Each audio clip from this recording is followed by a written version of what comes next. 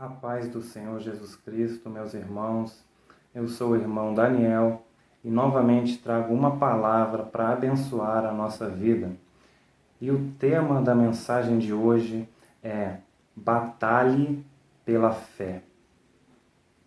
É a mesma conclamação e exortação que Judas fez à igreja daquele período para batalhar pela sua fé.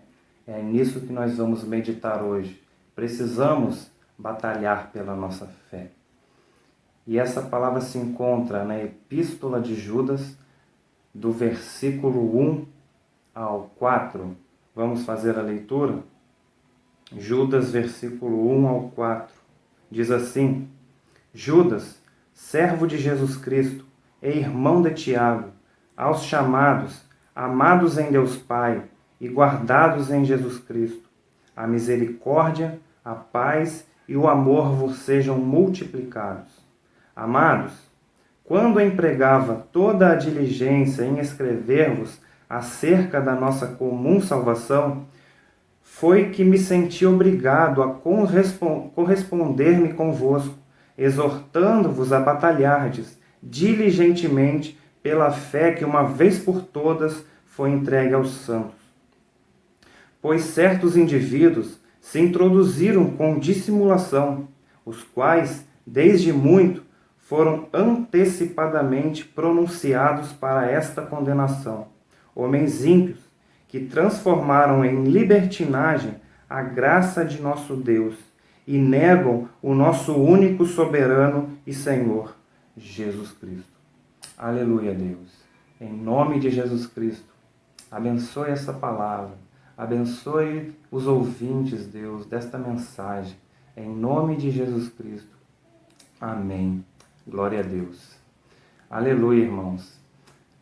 No momento em que Judas estava pretendendo escrever uma carta àquela igreja, ele sentiu no coração, no momento em que ele estava ali para escrever a sua carta, de mudar o assunto. Porque ele pretendia falar sobre alguns assuntos comuns à salvação. Talvez ele quisesse escrever sobre santidade, sobre perseverança, sobre amor, mas ele sentiu um desejo que veio do Espírito. E esse desejo era de conclamar a igreja para batalhar pela sua fé. Porque ele tinha uma preocupação, ele via um mover do inimigo contra a igreja. E ele decidiu conclamar a igreja para batalhar pela sua fé. E nós hoje precisamos ter essa preocupação de batalhar pela fé? Certamente que sim. Pensando numa introdução para essa mensagem, eu comecei a pensar e meditar que um dia, meus irmãos, nós nunca nós pensamos, pelo menos eu, nunca imaginei que um dia as portas das igrejas se fechariam. Você já pensou em algum momento nisso, que um dia surgiria uma pandemia no Brasil, em que o comércio fecharia, que as pessoas ficariam enclausuradas nas suas casas, com medo de um vírus? Um dia vocês pensaram que isso aconteceria? Eu jamais pensei que um dia isso ia acontecer.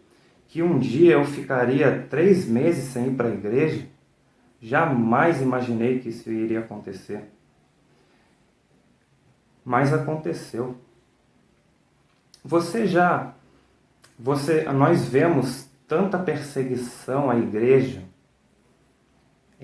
pessoas cristãos sendo proibidos de pregar o evangelho, sendo proibidas de cultuar a Deus em público. Em outros países, nós vemos isso. Diversos países que proíbem a fé cristã, que matam cristãos por causa da sua fé. E nós, no Brasil, não temos essa preocupação. Nós pensamos que no Brasil isso nunca vai acontecer, não passa na nossa cabeça que um dia a nossa fé será censurada no Brasil. Mas um dia, irmãos, isso pode acontecer. E nós precisamos estar preparados para esse momento. Se Deus quiser, isso nunca vai acontecer. Mas movimentos nos dias de hoje já estão censurando a nossa fé.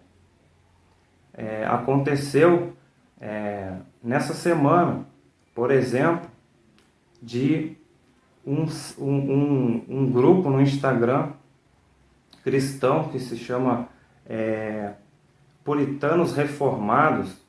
São muito boas as postagens deles, muito edificantes. Eles prezam pela doutrina, pela sã doutrina. E por colocarem um vídeo dizendo que a homossexualidade é pecado, eles foram censurados, tiveram seu canal bloqueado. E isso é uma censura à nossa fé. E outros planos no Brasil estão sendo colocados em prática para censurar também. Por exemplo, existe uma PL que foi aprovada no Senado com um título de proibir notícias falsas, disseminação de notícias falsas, mas que por trás disso também tem uma vontade progressista de proibir também, censurar talvez, com a criação, que diz lá na lei, de um comitê ou de um programa que restrinja certos assuntos que são considerados como mentira, mas que isso pode ser criado uma ferramenta que diga que a nossa fé ou que assuntos referentes à nossa fé sejam ditas que são mentira. Por exemplo, a homossexualidade. Pode-se colocar numa ferramenta, no Instagram, no Facebook, proibindo que se diga que homossexualidade é pecado, ou outros assuntos referentes à nossa fé, sendo proibido, por exemplo, que diga que aborto é crime. Pode ser colocada uma ferramenta para censurar esses tipos de posição ideológica da nossa fé. Então há esses tipos de movimento de censura, mas eu creio que nessa época isso não vai acontecer, porque já vemos sinalização de que isso não vai ser colocado para frente, não vai ser aprovado, mas precisamos ter sabedoria, batalhar pela nossa fé para que isso não aconteça no nosso país. Precisamos saber como agir, principalmente escolhendo os nossos legisladores. Somos cidadãos dessa terra. Não estamos alheios à política também. Não precisamos militar politicamente, mas ter sabedoria e escolher bem os nossos legisladores, que fazem as leis do país, como os vereadores, deputados estaduais, deputados federais, senadores. Ter sabedoria nesse sentido, para que um dia a nossa fé não seja censurada no nosso país. Se Deus quiser, isso não vai acontecer. Mas a preocupação de Judas naquela época é que eles precisavam batalhar pela sua fé, porque a sua fé estava sendo colocada como mentira.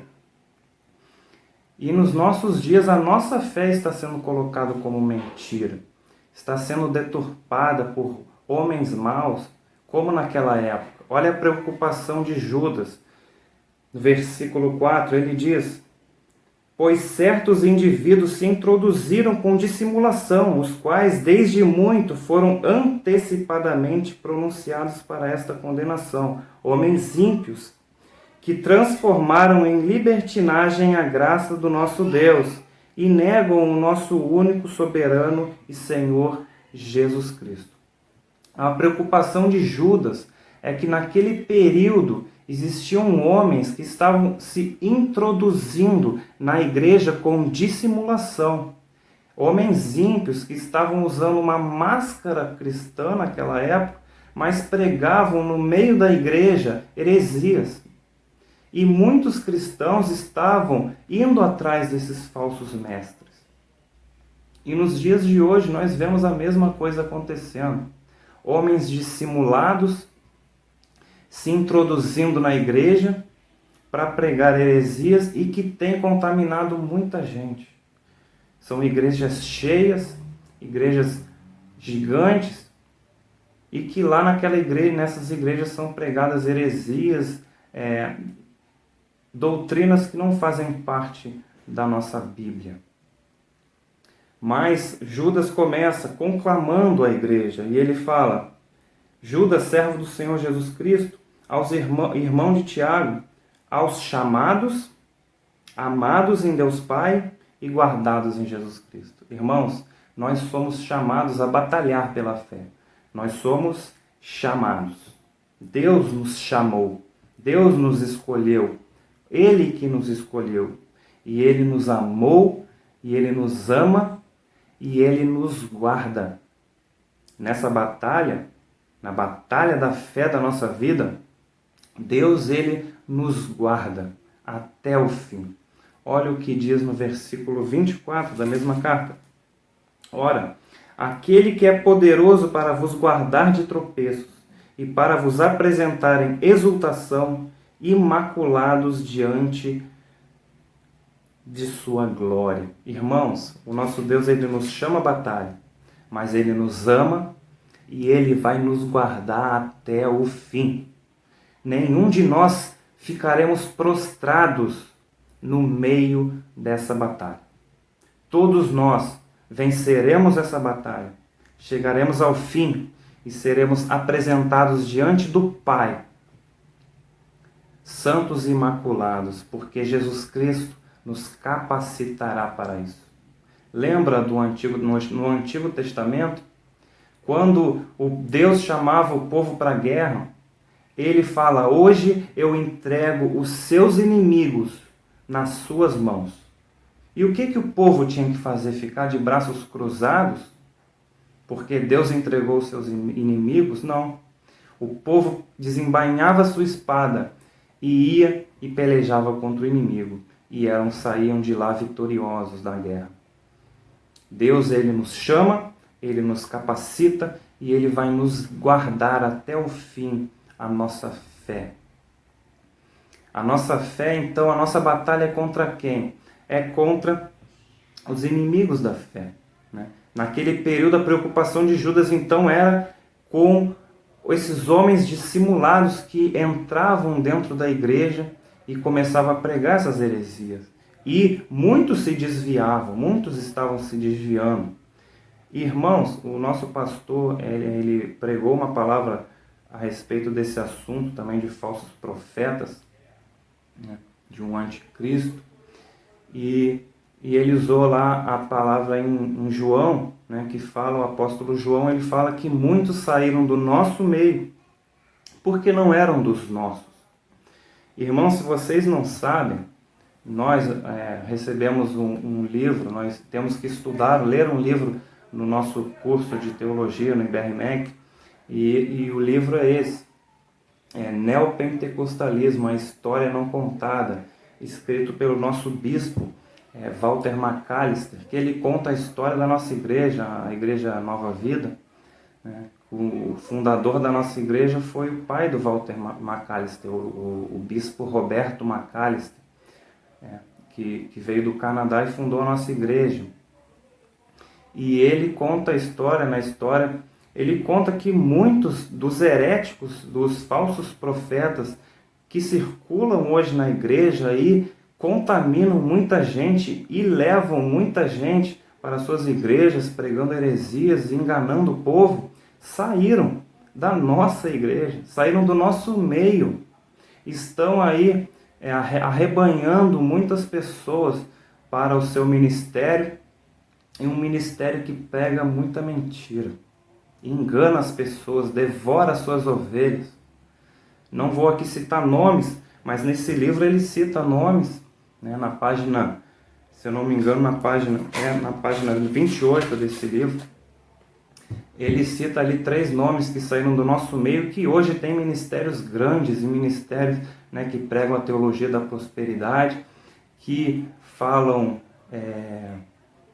que pregam, praticam esoterismo, praticam sincretismo religioso, né, que mentem para as pessoas, que bajulam as pessoas em troca ali de devorá-las financeiramente, né? Levam as pessoas a pedir a Deus aquilo que não é da vontade de Deus para suas vidas, saíram do nosso meio, estão aí enganando o povo, e nós precisamos batalhar pela nossa fé, batalhar pela sã doutrina. Esses homens, diz lá Judas, são dissimulados, ou seja, parecem cristãos. Eles usam uma máscara que parece muito conosco, usam o nosso palavreado, usam o nosso jeito cristão de ser e enganam o povo, são dissimulados. São homens ímpios, né? Porque fazendo isso é uma impiedade, é um pecado contra Deus, enganar o povo de Deus. Transformam a verdade em libertinagem, negam a Jesus Cristo, embora digam, né, que Jesus Cristo é o Senhor, mas a sua doutrina e as suas práticas não condizem, e isso nega a Jesus Cristo, nega a soberania de Deus, nega as verdades de Deus. Isso é negar a Jesus Cristo. Eles negam a Jesus com as suas práticas, né? Naquele dia, Jesus diz, muitos dirão, Senhor, Senhor, em teu nome profetizamos, né? Eles profetizam, mas na verdade estão negando o nosso Senhor. São bajuladores de Judas com motivos interesseiros. Então, a preocupação de Judas era exclusiva desses falsos profetas. E nos nossos dias, qual a nossa preocupação a respeito dessa batalha pela fé? É também desses falsos profetas que existem no meio da igreja e também na introdução que eu falei, com homens ímpios, com uma possível censura da nossa fé no nosso país. Se Deus quiser, isso nunca vai acontecer, mas precisamos batalhar, irmãos, para que a verdade seja pregada no Brasil, livre, com a livre expressão da nossa religião.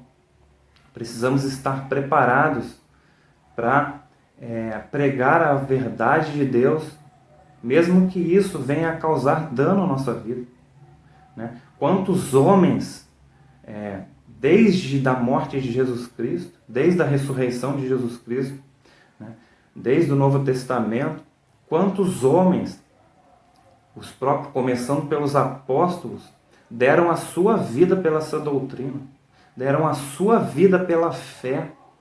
Depois vieram os mártires, os reformadores, e hoje, nos dias de hoje, temos grandes homens de Deus que dedicam a sua vida, batalham pela sã doutrina. Porque o que é batalhar pela fé? O que é a fé que Judas está querendo dizer? A fé que Judas está falando a fé é a doutrina de Deus. A doutrina que uma vez por todas nos foi dada, ou seja, a palavra de Deus, as doutrinas de Deus. É por isso que nós temos que batalhar pela verdade, em pregar a verdade. Nos dias de hoje temos homens de Deus que batalham, dão a sua vida em favor da sã doutrina, né? Temos homens conhecidos no nosso meio, né? E o nosso pastor, graças a Deus, é um homem que tem dedicado a sua vida para pregar a verdade. Graças a Deus, nós temos, irmãos, e temos que glorificar a Deus por isso, que na nossa igreja nós zelamos pela sã doutrina. Então, irmãos, valorize isso. Valorize a palavra que é pregada na nossa igreja. Uma palavra livre de qualquer tipo de mentiras. Precisamos dar valor e estudá-la, participar dos estudos, ouvir as pregações, batalhar pela nossa fé, ficar livre de mentiras que são pregadas no nosso meio. Precisamos batalhar pela nossa fé, irmãos. Porque se um dia formos censurados pela pregação, por causa da pregação da verdade, nós venhamos a estar preparados, com o coração preparado para dar razão à nossa fé. Como disse Pedro, no tempo de Pedro, eles estavam sendo perseguidos por Nero, um imperador mau, né? E eles precisavam, os irmãos naquela época precisavam dar razão à sua fé. E quando eles falavam e batalhavam pela sua fé, eles eram até mortos, irmãos, devorados por leões por batalhar pela sua fé. Mas eles batalhavam, eles não tinham medo, eles pregavam, eles afirmavam a sua fé. E nós precisamos estar prontos, estudados na palavra, para não cair em heresias. Para finalizar, então, eu leio a parte final da epístola de Judas, que ele ensina, no meio da epístola de Judas aqui que nós não lemos, ele fala sobre os falsos profetas. E no final ele nos ensina como batalhar. Então ele fala a partir do versículo 20, ele fala: Vós, porém, amados, edificando-vos na vossa fé santíssima, orando no Espírito Santo, guardai-vos no amor de Deus, esperando a misericórdia de nosso Senhor Jesus Cristo para a vida eterna, e compadecendo-vos de alguns que estão na dúvida, salvando-os, arrebatando-os do fogo. Quanto a outros, sede também compassivos em temor, detestando até a roupa contaminada pela carne. Ou seja, o que nós devemos fazer então para batalhar e permanecer firme na nossa fé? Primeiro, ele fala, edificando-vos na vossa fé santíssima. Precisamos edificar a nossa vida. Como? Na palavra, na fé santíssima, na doutrina santa. Não só estudando, meditando, fazendo cursos, meditando na palavra, mas colocando ela em prática. Isso é edificar a nossa vida na fé santíssima. Orando em espírito, orando no espírito. Ou seja, fazendo com que essa palavra de Deus, ela seja um instrumento da nossa oração. Quando a gente ora no Espírito, a gente está orando o que o Espírito quer para a nossa vida. Porque a gente conhece a palavra de Deus, a gente sabe qual é a vontade de Deus, então a gente ora no Espírito, ora conforme a vontade do Espírito para a nossa vida. Não como aqueles irmãos lá que Tiago fala que oravam e não recebiam, porque oravam e pediam mal. Por isso não recebiam. Mas a oração do justo, ela pode muito em seus efeitos. Porque a oração do justo, irmãos, ela ora aquilo que é da vontade de Deus. Então, deveriam edificar-se na vossa fé santíssima, orando no Espírito, se guardando no amor de Deus, perseverando no amor de Deus e se compadecendo dos que estão em dúvida. Eles deviam se compadecer dessas pessoas que estão se desviando e andando atrás desses falsos profetas, acreditando nas mentiras dos homens maus. Nós devemos ter compaixão e misericórdia dessas pessoas, orar por elas, arregaçar as nossas mangas, desembainhar a nossa espada, irmãos, e pelejar pela nossa fé e pregar o Evangelho verdadeiro, para que muitas dessas pessoas possam voltar ao Evangelho verdadeiro. Fugir dessas igrejas heréticas, desses homens maus que estão os devorando, crendo nas mentiras desse mundo mau. Precisamos pregar a verdade, batalhar pela nossa fé, pela essa doutrina, pela verdade, irmãos. Essa é o nosso dever. É o que fala Judas. O dever do cristão é batalhar pela fé. Esse é o nosso dever, irmãos. Batalhemos pela fé. Amém? Deus os abençoe. Glória a Deus.